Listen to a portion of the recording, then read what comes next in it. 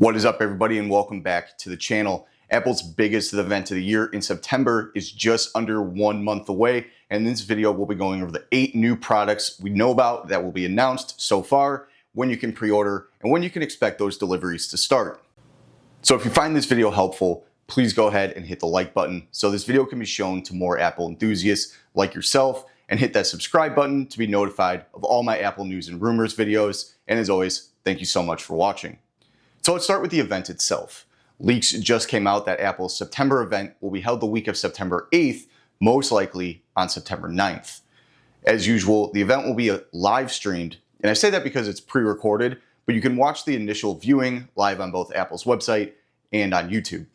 For most products announced during the showcase, pre-orders will open up Friday the 12th after the event, like it does each year, and then pickup/deliveries the Friday, September 19th.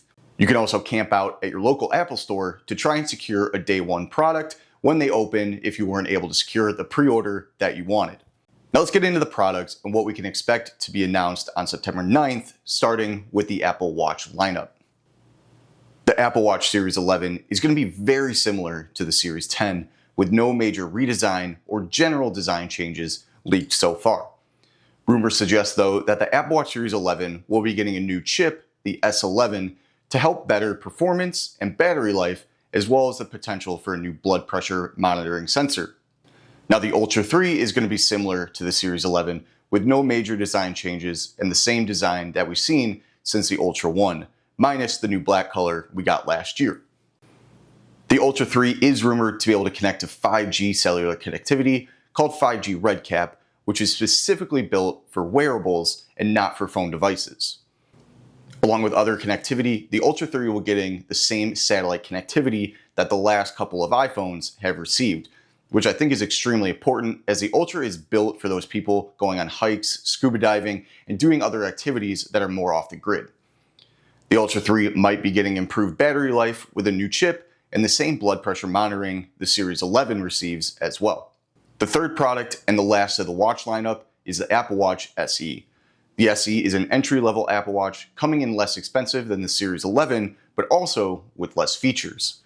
We can expect to see the S11 have the same design as the Series 9, so that last look before the thinner design of the Series 10, and will probably lack features like the always-on display, less peak brightness, and an S10 chip, or possibly older.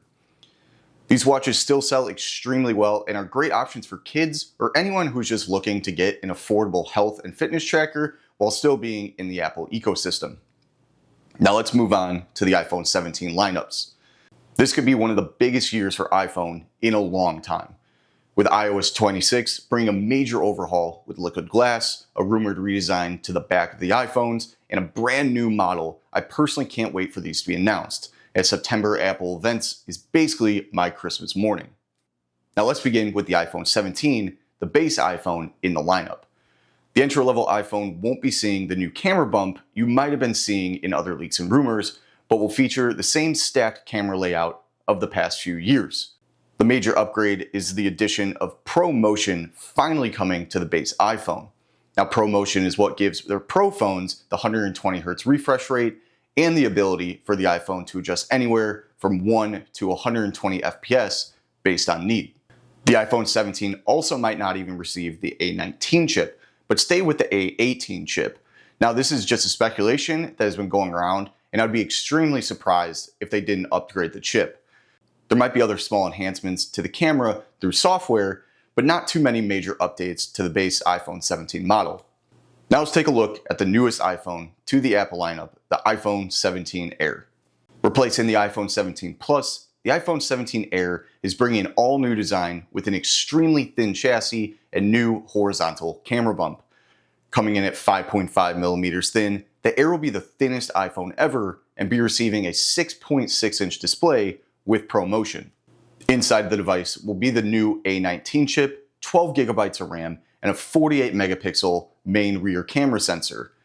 Now let me know in the comments what you think of the iPhone 17 Air, and you can check out my full in-depth leaks and rumors video up here in the link above after this video. Now onto the Pro iPhones. The iPhone 17 Pro is going to be keeping its 6.3-inch display, but be receiving the A19 Pro chip which will help with battery life and all-around performance. The cameras are getting an upgrade as well and a new form factor. If rumors are true, the 17 Pro will be receiving a brand new 48 megapixel telephoto lens to help make your pictures even more crisp and clear, and a 24 megapixel front-facing camera for all those selfies and FaceTime calls. The back of both Pro models is being redesigned to the new and very large camera bump, taking up the full width of the phone and a two-tone metal and glass backing. Leaks are saying that the MagSafe ring is going to be moved further down the iPhone and the middle of the two-tone back being glass, allowing for MagSafe. Personally, I'm a fan of the two-tone look, but I think the camera bump is going to make the phone extremely top-heavy, but let me know what you guys think in the comments below.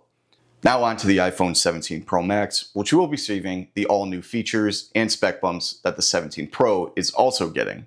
The Pro Max will be getting an even better battery life with a dedicated chip to handle Wi-Fi, Bluetooth, and cellular connectivity, so hopefully Apple can add an extra hour or two of useful battery life and better longevity for the battery health. And now last but not least, and maybe the product I'm most excited for, is AirPods Pro 3. AirPods Pro 2 turned 3 years old in September, and I use mine about 6 to 8 hours every single day, whether it's walking the dog or taking work calls. Supposedly, we're going to be getting a brand new design and case, which is super exciting, and a new H3 chip for so much more software functionality. And one of the best parts about AirPods is that a simple software release, Apple can completely change a product that is a few years old. There might be new sensors for health tracking, such as temperature or heart rate, and my fingers are crossed we finally get a black or a dark gray color option. These will 100% be a pickup for me, and I was really hoping Apple would drop these in the springtime, but they're coming now in September. So that's all 8 of the new Apple products being announced on September the 9th, and it sounds like it's going to be quite the event.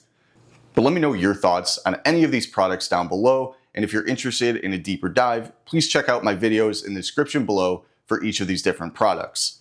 If you found this video helpful, please go ahead and hit that like button and subscribe to the channel, and I'll just see you guys in the next one. Peace.